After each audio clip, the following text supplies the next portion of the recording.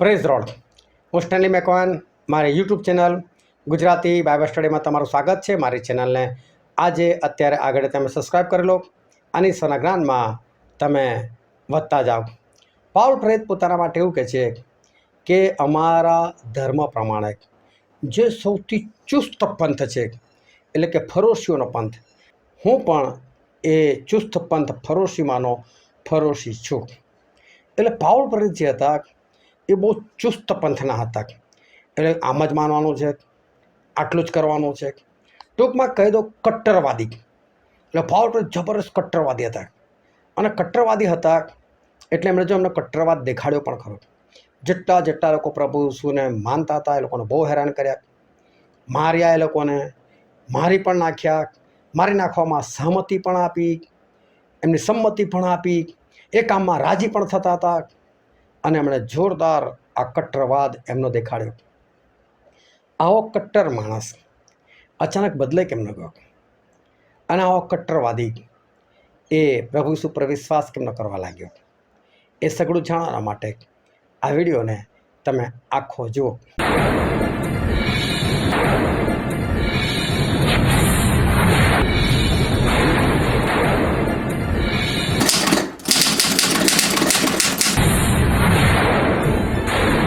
આજે છે તારીખ 1 નવેમ્બર અને રોજે રોજ વોટ્સએપ પર 10 સવાલ પૂછવામાં આવે છે. અને ત્યારબાદ એ 10 સવાલની થોડીક સમજૂતી ટૂંકમાં આ વિડીયો દ્વારા બતાવવામાં આવે છે. અને તમે આમાં ભાગ લઈ શકો છો. અને આજથી જે માર્ક છે એની ગણતરી કરવાની અલગ રીતે શરૂઆત થઈ છે. અને સાથે સાથે આ વખતે જે પ્રથમ આવશે એને ઇનામ પણ આપવાની જાહેરાત છે. હું તમને કોઈ લાલચની તો વાત નથી કરતો, પરંતુ પાઉલ પ્રેરિત કહે છે કે હું મુક્યો મારું છું, પરંતુ હવા મારતો હોય એ રીતે નહીં. હું દોડું છું પણ એ રીતે નથી દોડતો, હું તો જીતવાના માટે જ દોડું છું. અને આપણે જ્યારે કશીક બાબતમાં ભાગ લેતા હોય ને તો ખાલી ભાગ લેવા ખાતર નહીં લેવાનો. ભાગ એવી રીતે લેવાનો, હું જ પ્રથમ આવવો જોઈએ. હંમેશા પ્રથમ બનવાનો જ પ્રયત્ન કરવો જોઈએ. શું કામ આપણે પૂછ બની? કે પ્રભુ શું પણ તમે જો એમણે ઇઝરાયલ પુત્રોને વચન આપેલું કે હું તમને પૂછ નહીં, હું તમને શ્રેષ્ઠ બનાવીશ, શિર બનાવીશ. એવું પુનર્નિયમ 28મા અધ્યાયની અંદર લખેલું, હું તમને શિર બનાવીશ. તો ઈશ્વર આપણને શિર બનાવવા ચાહે છે. તો તમે પણ શિર જ બનો. અને જે રીતે તમારે ભાગ લેવો જોઈએ એ જ રીતે તમે ભાગ લો. અને જીતવાના માટે જ ભાગ લો, પ્રથમ નંબર લાવવાના માટે જ તમે ભાગ લો. એવું તમે આત્મિક સ્પર્ધા તમે રાખો. હા, કોની પ્રત્યે વેરભાવ નથી રાખવાનો, પરંતુ આ રીતે તમે આત્મામાં પણ વધશો અને તમારા જીવનમાં એક આત્મામાં વધવાની તલબ એક વધતી જશે. અને તલબ જ આપણને આગળ વધારે છે. તો આજનો જે પહેલો પ્રશ્ન છે એ હું તમારે આગળ જાહેર કરું છું. પાઉલ પર સંખ્યાબંધ ભારે તહોમતો કોણ લોકો મૂકવા લાગ્યા? અને એમાં જે જવાબ હતો એ હતો કે યરૂશાલેમથી આવેલા યહૂદીઓએ. હવે પાઉલ પર જ્યાં જાય ને ત્યાં પ્રભુનું કામ કરે, જ્યાં જાય ત્યાં પ્રભુનું કામ કરે. પરંતુ સૌથી વધારે જે તકલીફ પડતી હતી, કોને પડતી હતી? યહૂદીઓને તકલીફ પડતી હતી. આ માણસ ઈસુને કેમ પ્રગટ કરે છે? આ માણસ ઈસુને કેમ પ્રગટ કરે છે? અને તમે જો, હું તો એક સેવક તરીકે છેલ્લા 25 વર્ષથી કામ કરી રહ્યો છું. અને હું પોતે મેથોડિસ્ટ મંડળીનો સભ્ય છું. આજે પણ મારું સભ્યપદ એ વડોદરાના સેન્ટેનરી ફતેગંજની અંદર જે ચર્ચ છે ત્યાં મારું સભ્યપદ છે. પરંતુ ઈશ્વર મારો ઉપયોગ કરે છે એટલે હું ઘણી બધી જગ્યાએ જાઉં છું. મેં મારી પોતાની કોઈ મંડળી નથી સ્થાપી, પણ મારું પોતાનું ગ્રુપ ચોક્કસ છે. ઘણા બધા લોકો મારી પાસે આવે છે. લોકો બધા અલગ અલગ ચર્ચના છે. કોઈ રોમન કેથલિક ચર્ચનું છે, કોઈ CNIનું છે, તો કોઈ બ્રધરનું છે. તો અલગ અલગ ચર્ચના મેમ્બરો એ મારી પાસે આવે છે. હું કદી લોકોને નથી શીખવાડતો કે તમે તમારું ચર્ચ છોડી દો. ચર્ચ છોડીને કોઈ ફાયદો નથી. પરંતુ તમે જુઓ કે સૌથી વધારે ઈર્ષા કોને આવે છે? તો આ ચર્ચના મેમ્બરોને જ આવે છે. આ કેમ ઈસુનું નામ પ્રગટ કરે છે? આ કેમ આવું શીખવાડે, ફલાણું શીખવાડે છે? હવે હું તમને કહું કે જો આગેવાનો એ યોગ્ય રીતે કામ કરતા હોય ને તો મારા જેવાની ઈશ્વર પસંદ જ ના કરે. આજે જે લોકોની પાસે સત્તા છે, જે લોકોની પાસે મંડળીનો અધિકાર છે, જો એ લોકો સત્ય પ્રગટ કરતા હોય અને યોગ્ય રીતે કામ કરતા હોય તો ઈશ્વર મારા જેવાનું શું કામ પસંદ કરે? એમને મારા જેવાની જરૂર શું કામ પડે? પરંતુ ઈશ્વરને કેમ પાઉલની જરૂર પડી? કેમ ઈશ્વરને પિત્તરની જરૂર પડી? શું એ જમાનામાં યાજકો નહોતા? શું મુખ્ય યાજકો નહોતા? શું ફરોશીઓ નહોતા? શું સદુકીઓ નહોતા? શું એ લોકોને ઈશ્વર ના ઉપયોગ કરે? પણ એ લોકો પ્રભુને ક્યાં માનતા હતા? સત્ય ક્યાં પ્રગટ કરતા હતા? સદુક્યો તો એવું માનતા હતા કે દૂત નથી ને આત્મા નથી ને પુનરુત્થાન નથી લોકો, અને એમની સાથે બેસનારા ફરોશીઓ આ બધું પાછા માનતા હતા. એ લોકો મૂસાના આસન પર બેસતા હતા, લોકોને પર ભારે બોજ નાખતા હતા, પરંતુ પોતે બોજો ઉઠાવવા તૈયાર નતા થતા. એ લોકો આમ કરો, તેમ કરો, ફલાણું કરો, ઢીકણું કરો, બસ એમ બોજ નાખ્યા કરે, પણ પોતે એક આંગળી પણ ના લગાવે. લોકોને ઉત્તેજન નહીં આપવાનું, કશું નહીં, સત્ય પ્રગટ નહીં કરવાનું. પ્રભુએ આજ્ઞા આપેલી હતી કે તમે તમારા મા બાપનું સન્માન કરો, અને જો કોઈ મા બાપનું સન્માન ના કરે તો તે માર્યો જાય. ત્યારે આ ફરોશીઓ શીખવાડતા હતા કે તમે તમારા મા બાપ પાછળ જે ખર્ચ કરો છો એ દાનમાં અમને આપી દો, અને અમને આપી દેશો તો પછી તમે ભલે તમારા મા બાપનું સન્માન નહીં કરો, તમને કશું નહીં થાય છે, તમને બચાવી રહેશે. માથીની સુવાર્તા 15મો અધ્યાય શરૂઆતની 1-2-3 કલમમાં છે, એમાં લખેલું છે. તો આ લોકોનું શિક્ષણ ખોટું હતું. ભલે લોકો આગેવાનો હતા, પણ તે લોકોનું શિક્ષણ ખોટું હતું. અને પાછા આ લોકોને છે ને જી હજુરિયા પણ હોય, પાસ્ટર કમિટી હોય, મેથોડિસ્ટ મેન સમિતિઓ હોય, સુવાર્તા પ્રચાર સમિતિની હોય, મહિલા મંડળ હોય, આ લોકોને બધાની ચર્ચમાં આગવું સ્થાન મળેલું હોય. એટલે આ બધા પાછા જૂઠની પાછળ દોડ્યા કરે, એમને કે ભાઈ સત્ય હોય એની વાત કરે. અને આ બધી કમિટીમાં કેટલા બધા ઝઘડા અને બગડા બધું ચાલતું હોય છે, પોલીસ કેસ સુધા થતા હોય છે, નિંદાઓ થતી હોય છે, પણ આ બધું ચાલ્યા કરે છે. જો એ લોકો યોગ્ય રીતે કામ કરે તો ઈશ્વર મારા જેવાને કદી ઊભા જ ના કરે. પરંતુ જ્યારે ઈશ્વર મારા જેવાને ઊભા કરે છે ત્યારે વિરોધ આ લોકો જ કરે છે. ખરેખર અન્ય ધર્મીઓ જેટલો વિરોધ નથી કરતા, અને એટલો વિરોધ અંદરના લોકો કરતા હોય છે. જાને બહાર જાને અમને શું સુવાર્તા આપે છે, બોલ આવી નફરતથી જે બોલતો હોય ખ્રિસ્તી, તો ખરેખર એને જ પ્રેમ શીખવાડવા જેવું નહીં. હવે આ લોકોને જ ના આવડતું હોય તો બહાર કંઈ શીખવાડવા જવાનું. હમણાં જ એક મારા સંગતમાં એક ભાઈ આવે છે, એ કેન્ટીનની અંદર બપોરે જમવા માટે બેઠેલા હતા, અને ત્યાં બીજા પણ 2 જણ જમવા માટે આવેલા. હવે એમાં એક ભાઈ બીજાને કહે છે, બે તારી કંપનીમાં મને લગાય આપને, કે ફલાણી કંપનીમાં મને લગાય આપને, કહે છે. ત્યાં એચઆર કોણ છે? તો કે એચઆર કોઈ છે, ક્રિશ્ચિયન છે, કે છે. ઓહો, તો એક બોટલથી કામ પતી જશે, કે છે. બોલો શું છાપ છે આપણી?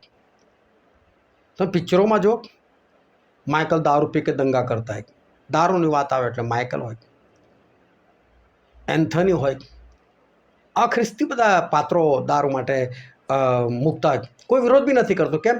આપણે જોઈએ જ છે, આ બધું થતું જ હોય છે. આ બધું આજે 31 ડિસેમ્બર અને એ દિવસે ચારે બાજુ ગુજરાતની અંદર નાકો લગાડવામાં આવે કે દારૂ ના હોવું જોઈએ. આ કેટલી બધી ખરાબ છાપ છે.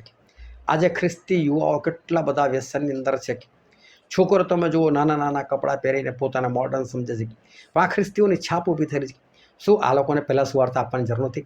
શું આ લોકોને શીખવાડવાની જરૂર નથી? આ લોકો પાછળ અમને નહીં.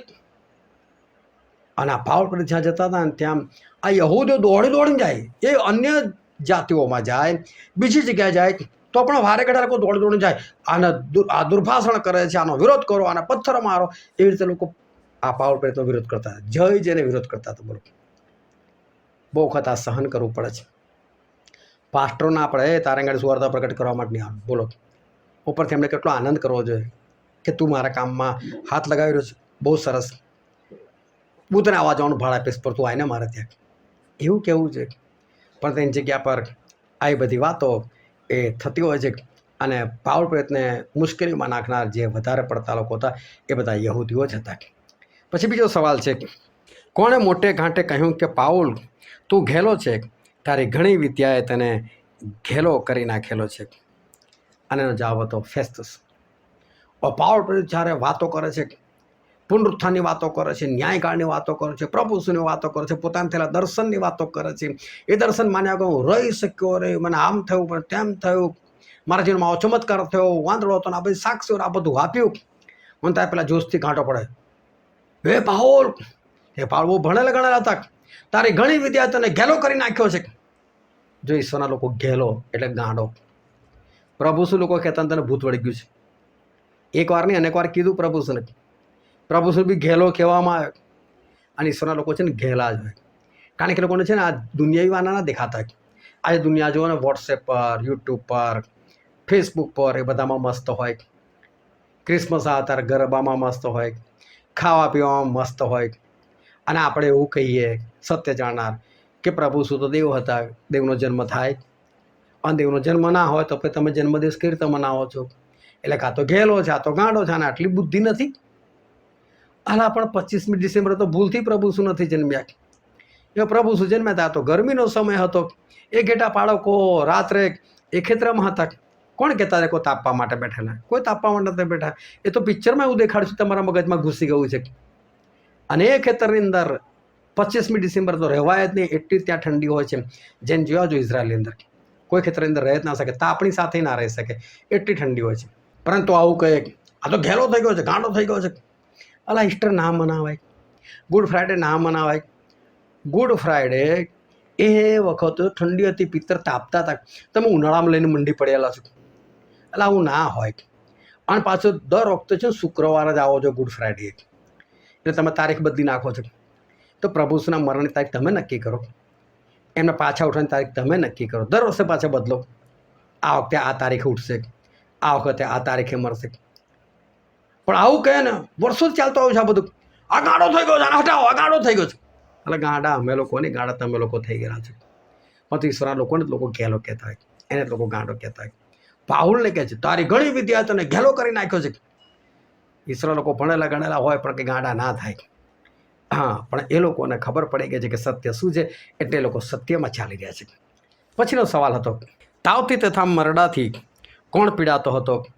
અને પાઉલ પ્રેરિત જે છે એ વહાણમાં જતા હતા અને એમને કેદી તરીકે લઈ જતા હતા.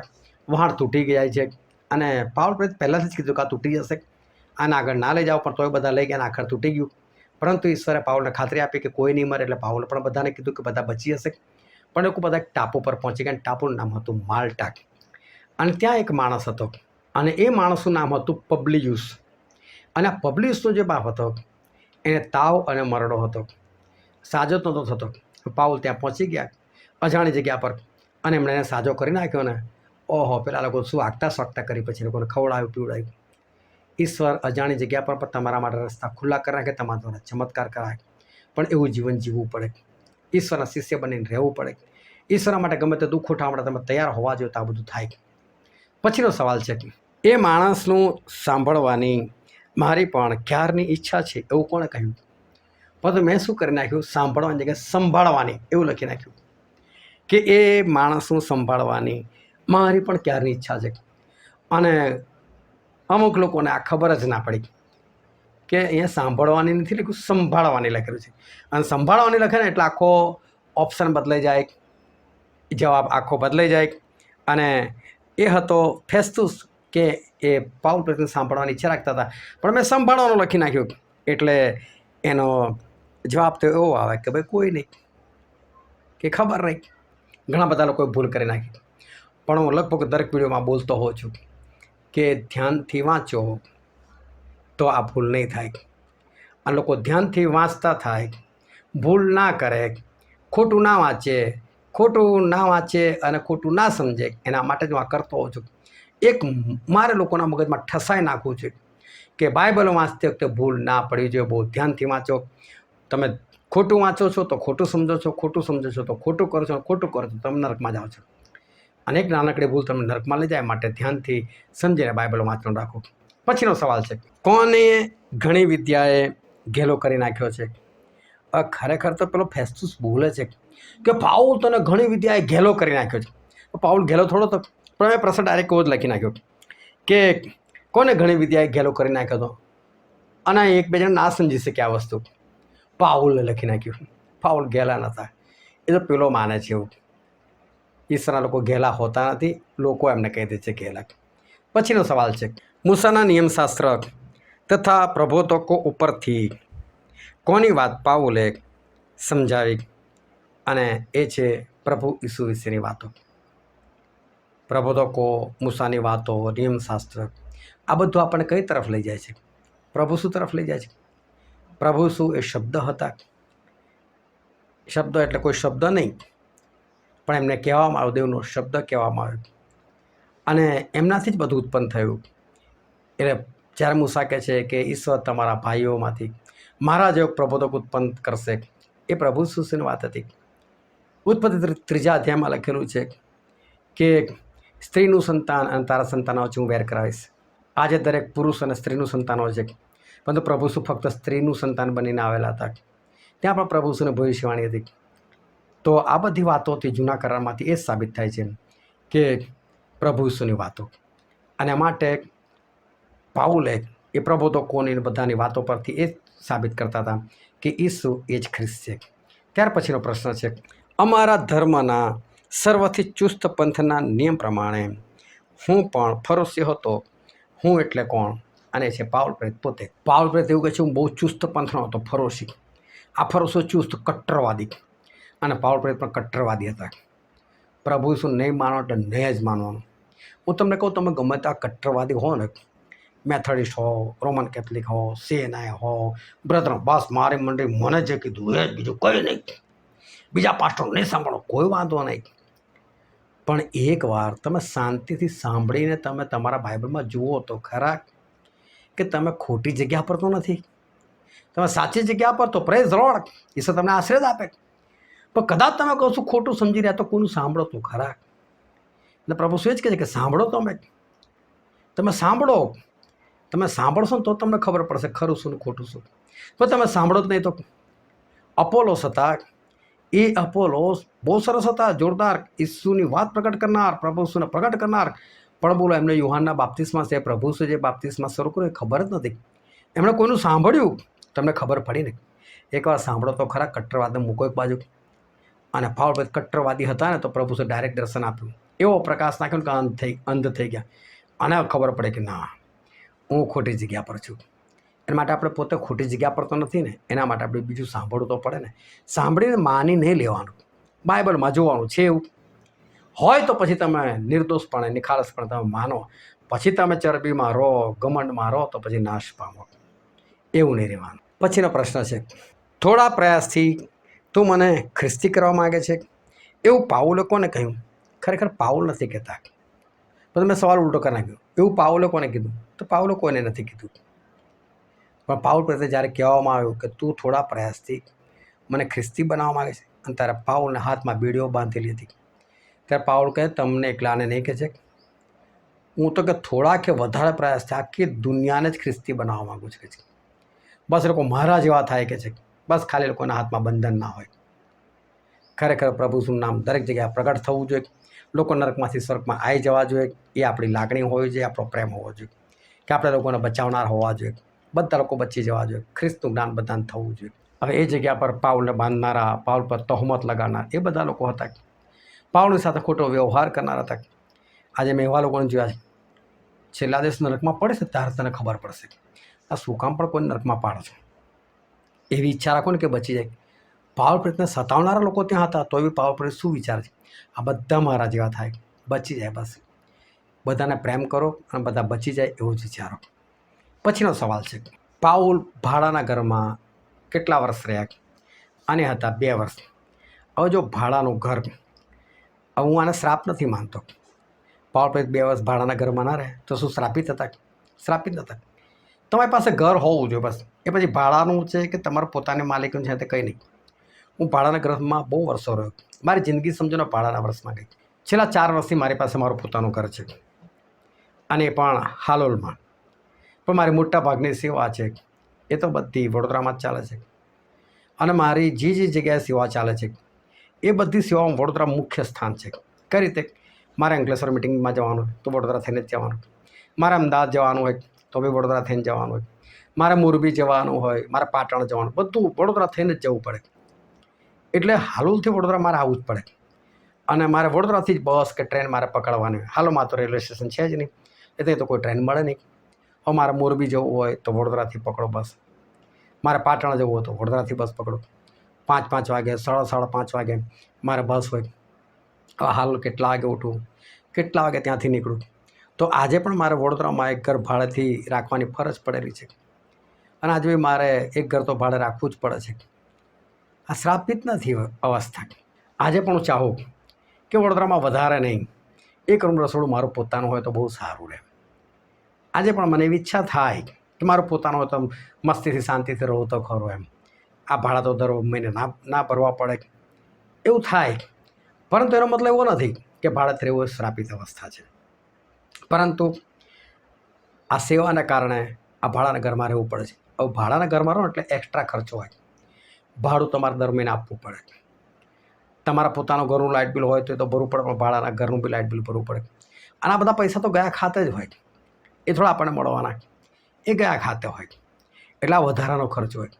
અને એવામાં તમારા ઘરે મહેમાન આવે, પ્રાર્થના કરવા માટે આવે, લોકો તમને મળવા માટે આવે, એ લોકોનો આદર સત્કાર કરવાનો, લોકોનો ખવડાવો પીવડાવવાનો, ચા નાસ્તો કરાવવાનો, આ બી એક્સ્ટ્રા ખર્ચો ને બધો. તો આ બધો ખર્ચો વધારાનો. પરંતુ પાવલ પ્રેરિત 2 વર્ષ રહ્યા અને બાઇબલ કહે છે એમણે લોકોનો આદર સત્કાર કર્યો. પરંતુ પ્રભુના નામે તમે જેટલું કરો છો ને, પ્રભુ એનો બદલો આપે જ આપે છે. અને માટે પ્રભુના નામે ખર્ચ કરવાથી કદી પણ અચકાવું નહીં. બિંદાસ્ત રહેવાનું, પ્રભુ તમારું પૂરું પાડશે. અને છેલ્લો સવાલ છે આજનો. ઈસુ નાઝારીના નામની વિરુદ્ધ મારે ઘણું કરવું જોઈએ. આ મારે એટલે કોણ? અને એ હતા પાઉલ. પાઉલ પોતાની સાક્ષી આપે છે કે હું જમાનામાં કટ્ટરવાદી હતો અને મને એવું લાગતું કે આ ઈસુ નાઝારીની વિરુદ્ધ મારે બહુ કરવું જોઈએ, બધાનો કચ્ચર કાણ કરી નાખવો જોઈએ, બધાને મારી નાખવો જોઈએ, ફલાણું ઠીકડું. હું તમને કહું, ઈશ્વરા લોકો બહુ આજ સુધી ખ્રિસ્તીઓને બહુ મારવામાં આવ્યા. હમણાં લેટેસ્ટ મારી પાસે ન્યૂઝ આવ્યા કે સુદાનની અંદર ત્યાં આગળ 2023 અને 2025 સુધીમાં લગભગ 1.5 લાખ ખ્રિસ્તીઓને મારી નાખવામાં આવ્યા. નાઇજીરિયામાં જો કેટલા બધા ખ્રિસ્તીઓને મારી નાખવામાં આવ્યા. ભારત, પાકિસ્તાન, અમેરિકા, જ્યાં જુઓ ત્યાં ખ્રિસ્તીઓને મારવામાં જાય. તો કદી ઘટ્યા? આ કોમ મટે એવી નથી, આ કોમ ખલાસ થાય એવી નથી. કારણ કે આની પાસે પ્રભુ ઈસુ ખ્રિસ્ત પોતે છે, કદી નહીં ખલાસ થાય, થવાની જ નથી. અને છેલ્લા દિવસે લોકોને ખબર પડશે કે આપણે ખોટી જગ્યા પર હતા. પરંતુ મારી એક જ ઈચ્છા, છેલ્લા દિવસ કોઈને ના ખબર પડી જોઈએ, પહેલાં ખબર પડી જવી જોઈએ. અને બધા આખી દુનિયા બચી જ જવી જોઈએ, કોઈ જ નરકમાં ના જવું જોઈએ. એના માટે તમે પણ પ્રાર્થના કરતા રહેજો કે બધા લોકો બચી જાય. પરંતુ આ કોમ મટી શકે એમ નથી. જો જે પ્રભુ ઈસુના લોકોની પાછળ પડ્યું હોય ને, કાં તો એનો નાશ થઈ જાય, કાં તો એનું બદલાણ થઈ જાય. ઓરિસ્સાની અંદર જે સ્ટેઇન નામના જે સેવક હતા, એમને એમના બંને બાળકોને બાળીને મારી નાખવામાં આવ્યા. અને જેમણે બાળીને મારી નાખ્યા ને, એનો જે મેઇન સૂત્રધાર બોલે જ ખ્રિસ્તી બની ગયા. 2003 કે 4ની વાત છે કે બેનિહિનની મિટિંગ અહીંયા ભારતમાં કરવાની હતી. ઘણો બધો વિરોધ હતો, નહીં કરવાની. અને બોલો કોણ તૈયાર થયો ખબર? એક ગુલ કૃપલાની નામના એક સિંધીભાઈ તૈયાર થયા. અને એ સમયે જે ભાજપ સત્તા પર હતી અને એ સમયે જે ભાજપના અડવાણી હતા, એમના એ બનેવી થાય કે જમાઈ થાય મને નથી ખબર, પણ એમના સગા થતા હતા. બોલો, સેન્ટરમાંથી પરમિશન મળે કે જાઓ મુંબઈમાં કરો. તો મુંબઈમાં કોણે વિરોધ કર્યો? શિવસેનાવાળાએ વિરોધ કર્યો. આ મિટિંગ અમે નહીં થવા દે. બાલા સાહેબ ઠાકરે અને એમના પુત્ર ઉદ્ધવ ઠાકરે લોકો બધા વિરોધ કર્યો, નહીં થવા દે. પણ ઉદ્ધવ ઠાકરેને કંઈ છાતીમાં દુખતું હતું. અને જે સવાર ઉઠાને કંઈ ટીવી ચાલુ કર્યું છે ને, તો બેનહીનનો જ પ્રોગ્રામ. અને બેનહીન કે જ્યાં દુખતું ત્યાં હાથ લગાવો અને હું પ્રાર્થના કરું છું. પ્રાર્થના કરી અને પેલા અમને મટી ગયું. બોલાવો અમને. અને ત્યાં સિક્યુરિટી છે ને શિવસેનાવાળાની હતી. ઈશ્વરનું કામ નથી રોકાવાનું. એટલે કાં તો ઈશ્વરનું કામ જે રોકે છે ને, કાં તો એનો નાશ થઈ જાય, કાં તો એનું બદલાણ થઈ જાય. પણ આ કામ કદી રોકાવાનું નથી. પાવર પ્રયત્ન લાગતું હતું રોકી લઈશ, ના રોકી શક્યા, ઉપરથી ફેલાવનારા બની ગયા. આવું થયા કરે. અને માટે આપણે ગભરાવાની જરૂર નથી. ઈશ્વર આપણા મહાન છે. ઈશ્વરના નામે મરવું પડે તો મરવા માટે તૈયાર રહેવાનું. એના માટે શક્તિ સામર્થ્ય માગતું રહેવાનું. ઈશ્વર તમને આશીર્વાદ આપે. આમેન.